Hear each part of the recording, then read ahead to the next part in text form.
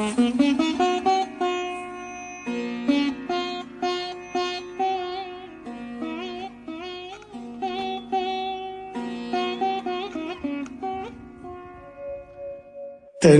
నేను నీయందు గల భక్తిభావమున అటుల తెల్పితి క్రూర రాక్షసుల బారి నుండి నిన్ను కాపాడనించి అటుల పల్కితి వేయమి నిన్ను రాముని చేర్చడు శుభగడియలకై త్వరపడి పల్కితి అని హనుమంతుడు సీతతో పలికే అంజలి ఘటించి చెంతన నిలచే.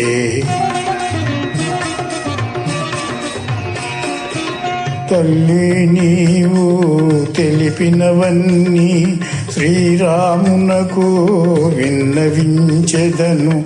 సత్యధర్మ పవిత్ర చరిత్రవు శ్రీరామునకు తగిన భార్యవు.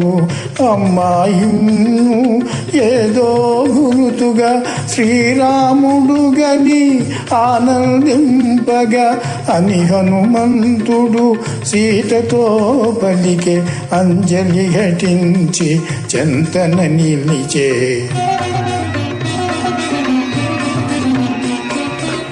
చిత్రకూటమున కాకాసురు కథ కన్నీరొలుకగా గురుతుగా తెలిపి చెంగుముడినున్న చూడామణిని మెల్లగా తీసి మారుతి కొసయి పదిలముగాగుని పోయి రమ్మని శ్రీరామునకు గురుతుగా నిమ్మని ప్రీతి బల్కె సీత హనుమంతునితో సంపూర్ణమైన విశ్వాసముతో.